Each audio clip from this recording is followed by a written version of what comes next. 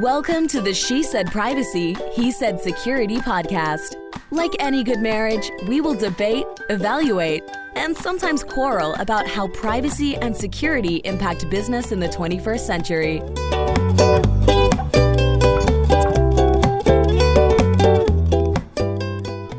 Hi, Jody Daniels here. I'm the founder and CEO of Clover Advisors, a certified women's privacy consultancy.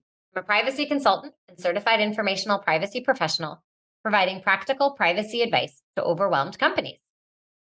Hello, Justin Daniels here. I am an equity partner at the law firm Baker Donaldson.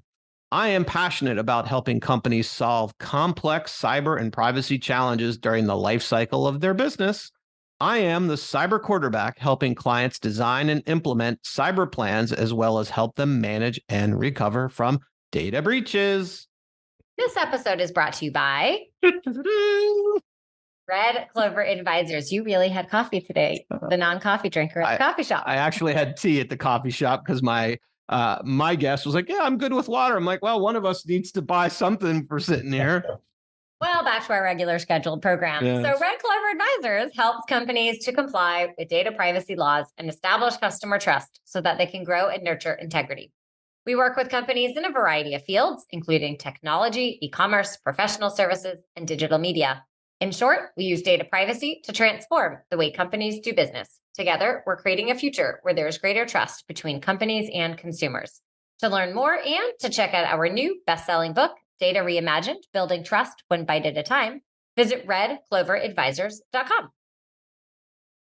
All right. Well, what is today? Tuesday? All day. I see. You're in very much red clover colors today. I am. I felt like it was a red clover kind of day. Okay. Matching you and your red checkered shirt. Yep. Just kind of like that. But anyway, well, let's introduce our guest. I will do that. So Andrew Hopkins believes data security has to start from the data and work outwards and not start from the perimeter and work inwards. Each record can be individually secured. Andrew leads a startup that tackles data security by eliminating the ROI data criminals earn by stealing data. Andrew, welcome. How's your day going? Going great, thank you. I'm also on coffee, so this could be fun. Okay. We are recording in the morning, so we all appear to be very happy and chipper today. We're on it. Well, Andrew, we always like to start with how you got to where you are. So if you can share a bit of your career evolution, that would be great. Yeah, how I got where I am is really by luck and by chance. Over the past 20 years, and you can see the gray hair, that's not my entire career. I've done two 7-year stints at Accenture with various different things in the middle. Had some fun at Accenture, but decided I needed to change a couple of years ago. And out of the blue, I had a call from a guy I last worked with more than 20 years back. And the short version of the story is he asked me to look at what he built. I, in my entire career, have never seen anything quite so disruptive. And so I didn't plan to join a startup, but here I am. And we are taking and building this platform out and bringing it to market, hopefully as we speak. And it's too much fun, and I couldn't say no to doing it. Well, that's always a good thing, to have too much fun. Do I ever have too much fun? Sometimes you have too much fun. That is true. Talking about drones, you already got started earlier in our pre-show discussion on drones. I know. I had to ask. Every show. I know. So, Andrew, can you talk a little bit about what is PrivacyChain and what is its mission? I can. So PrivacyChain is a distributed data management system, which means that we can store and secure and manage data, any kind of data on any device, anywhere. And the big difference is that we do everything at the individual record level. So think of a record as a contract, a document, a video, an employee record, a piece of source code. We really don't care what it is. But we will store each of those records as a separate, self-contained, self-aware object that knows everything about itself and that can be seamlessly delivered from one system to another. From a security standpoint, each record is individually and uniquely encrypted with its own key. And we also can set access, privacy, usage controls at the individual record level. And so the implication from a data security perspective is that we continue to protect data after exfiltration. And how we do that is that if somebody steals 20 million records, they have to run 20 million separate decryptions, each of which yields a single record. So in your introduction, you talked about impacting an attacker's ROI. It's not feasible for somebody to steal 20 million records and then to individually decrypt each of them separately. And each decryption delivers a single record. In the short term, talking about mission, this is a data security play. We're hugely focused on it. We think it's really, really important. And we want to make a difference. And so initially, we're looking to get this into the market and get it into the hands of people who can make best use of it. Data security today is very perimeter-based, as you well know. And to your introduction, Justin, about helping people recover from data breaches, that's what we're trying to deal with as well. You're not going to avoid a data breach because people make mistakes, but how do you then minimize the impact? And part of it is making stolen data completely unusable to an attacker. And the other part of it is to accelerate recovery and resilience. And that's what we're after. In the longer term, we want to give you control back of your own data on your own devices. And you have complete control over who can see your data, what they can do with it, for how long they can do it. And you can do it from your own devices, including your smartphone. Our vision ultimately is to change the world of data today and move it from everybody else owns it. I want to own my own data. So Andrew, you talked about this idea, I'm going to call it micro encryption. I think most of us are used to the overall encryption concept. Can you dive a little bit deeper and explain this idea of the micro encryption? Yeah. So the encryption itself is standard. Our default is 256 bits. So we can use any level of encryption that somebody might want to use. The difference is that we encrypt each record separately. And so what that means is that, as I explained, that each record has to be uniquely decrypted. But all the tech and the encryption, as I said, is standard. So the difference is not on the encryption and how it works, but on how we deploy it at the record level. And let me take a step back on this. If you think about just data generally and centralized data storage, that made an awful lot of sense in the days of mainframes, where all the processing power was centralized, and therefore the data storage made sense to be centralized as well. That world, that's not what we live in anymore. This is a decentralized world. If you think of IoT, mobile phones, the processing power is out there, that astonishingly level of processing power. So we want to put the data there. And in order to do that, we have to be able to take data down to its most granular level. And in the context of usability, that is an individual record. And so that's what we're doing. Does that help explain it? It does. Thank you. I appreciate it. It's always fun to learn something a little bit new. So, Andrew, one of the things that is a theme of our show is one of the challenges with both privacy and security when it comes to user adoption is it can be inconvenient. And so in that context, I wanted to learn more about, well, how easy is it for people to use data with your tool that is encrypted and not suffer through, I have to wait for it to decrypt and it takes too long and I'm just going to do a workaround? But it's a great question. And it's something that we really focus on. You as an end user, let's say that you are working on your tablet or your laptop. When you open a file, let's say it's an Excel file for the sake of argument, you are opening the file just as you would open it from File Explorer or from Finder on an Apple device, but you're opening it in Excel, right? So nothing changes in the context of how you use an Excel file. And then you can make your edits, you can do everything you would normally do, and you click save, and it goes back onto PrivacyChain because we're sitting on your device. So from that perspective, using a file is no different. Now, from the security standpoint, you have your own individual profile.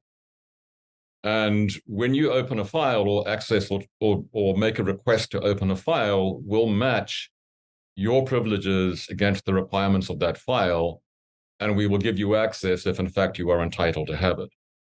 That's the only difference you're going to see. You may not have access to all the files that you originally had, because we're also removing the onus upon you as an individual user to make a security decision. Because we can set those controls up front, and we can say, for example, that I'm working on IP. That by definition should be secret.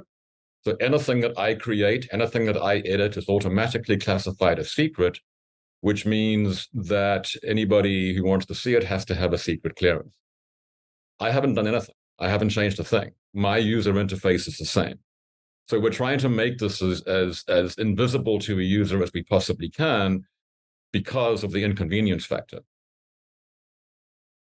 So, Andrew, what you're saying is this tool also handles identity access management, but if I'm Justin and I need to go get the sales forecast because I have to update it, if I have if I'm allowed to have access to it, it's seamless. I don't realize that PrivacyChain is decrypting it in the background. However, if I don't have access to it, now I'm going to run into a situation where I have to call the IT team, but that's by design because it sounds like you're addressing the least privileged access idea with identity access management. Is that correct? Yes, it is. I mean, we're essentially taking your access controls today and bringing them into the platform, and we can add more as you go. And another way to think about it is we're doing zero trust at the individual record level. Right, because the other thing that I will add to that is, yes, if you have access to it, we will give you that file, but we may give it to you in a format that blanks out personal information. Because so we can control the privacy and what you can see in a file as well through the controls, both at a sort of role level, but also at the individual level. So when you open that file up, and there's an interesting conversation around AI here, which we'll get to as we talk about AI, but when you open that file up, you can also, you'll have access to what you have been granted access to, not necessarily all the information in that file. In the spirit of talking about AI, I don't think we can have a podcast or a conversation anywhere these days without putting those two little letters in. How will AI impact PrivacyChain and deliver value for customers? Well, there are a couple of things here. If I take that example that I've just given you on the control of output or the control of what somebody can see from a file based upon privilege, think about putting that in front of a ChatGPT interface. So let's take an example. Let's say that an organization uploads all of their employee records into their model.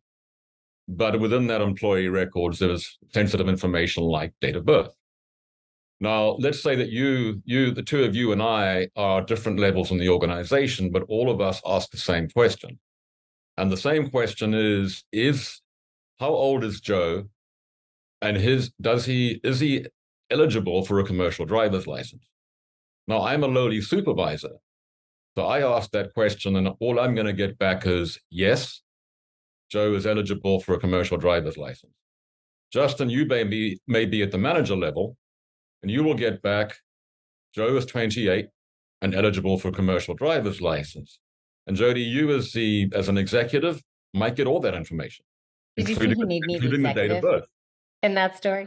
I know how this works. It's all good. Why is that a surprise? I just thought we should highlight that. Okay. Andrew, please continue.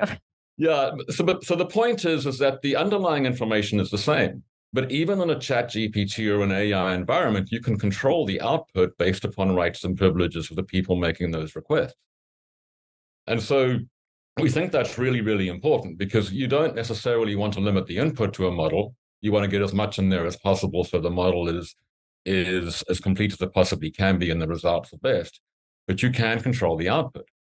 You can also prevent people seeing the output as long as you hide it behind, you bring it into a sort of PrivacyChain environment from anybody seeing it from the outside if you so choose to do so. So that's one example where we think this plays really, really in an important manner in the context of AI. The second thing is, and I've purposely not dived into how we do what we do, because that would be a longer conversation. But because we're doing everything at a record level, and we're storing each record with its own metadata, we can tell each record to calculate, let's say it's a sensor stream, for example, or let's say it's data off a firewall. We can tell that piece of data or that stream of data to calculate average, calculate mean, calculate median, calculate standard deviation, and to alert when a reading comes in at more than one standard deviation. So we're essentially moving what we call machine learning as far out to the edge as you can possibly get. And so the way we think about it is we're essentially supercharging AI by making the information that feeds it more intelligent and pushing some of that functionality out to the individual record level. So we think AI is a game changer. I mean, for how we will use it in the way I've just described. The fact that we can do fairly interesting analysis and machine learning and alerting at the individual record level, we think plays very heavily into things, frankly, like IoT, monitoring equipment, but also monitoring security, monitoring firewalls. You're getting the data off the firewall, we're picking it up, we're securing it, we're tracking it, we're keeping an immutable history of it, and we can analyze it at that level as well if we need to. So it doesn't have to all be pulled into the center for you to figure out what's going on and make decisions. Makes sense. So, Andrew, as we talk today, can you share a little bit about where you're at in the development of this tool? Is it fully developed? Do you have a beta customers? Where exactly are you in the process? So we built the backend, right? And the way this works is the backend core functionality stores the data. The front end tells it what to do. So the front end essentially is the interface with an end customer or users. It's the ingestion process. It's building the rules that define what the backend should do. We're in the process of building our first version of that. Ideally, what we're going to do is basically do this on Microsoft files initially, so that we can go into an organization and help them and say to them, look, you've got Microsoft files that are unprotected across all these devices across the organization. Why don't we come in and capture them, secure them, and give you visibility to what's where, so that you can start to control these more accurately. That's something that we think we're going to launch with.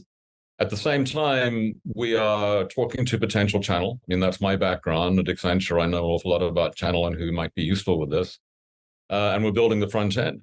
Ideally, we're bootstrapping this at the moment. We're absolutely open to investment from the right source.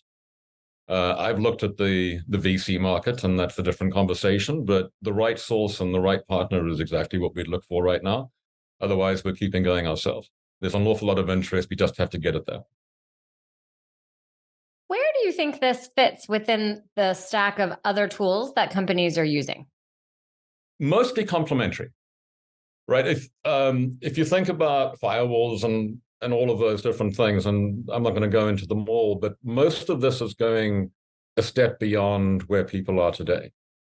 So I was talking to one of the largest zero trust organizations just last week.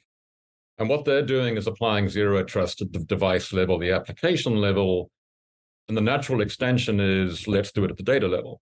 Not all data necessarily, but let's really do it to the data that you care about. So we think it's an extension. Having said that, there are things that you're currently spending money on as an organization that might become less important. I mean, data backup is one of them, because we back up and clone at the individual record level. And we know where all these clones are. We can rebuild very, very rapidly if a device is compromised, because we know what was on that device. We know which records they were. The records and the clones regularly sync. So we can rebuild in hours, because we're doing it at the record level. So there are some things we're somewhat challenging too, but most of this we think is complementary and just extends what we have into a level of detail that doesn't exist today, a level of granularity, sorry. Well, thank you for that. Given your background with privacy and security, could you share with our audience what your best privacy or security tip might be? Maybe it's encrypt all the records at a data level? Well, yes, at that level, yes, absolutely. But failing that, I would say don't click on anything. It's that simple. I mean, it's not that simple, but that's one of the things that it's really interesting what's going on, even on LinkedIn.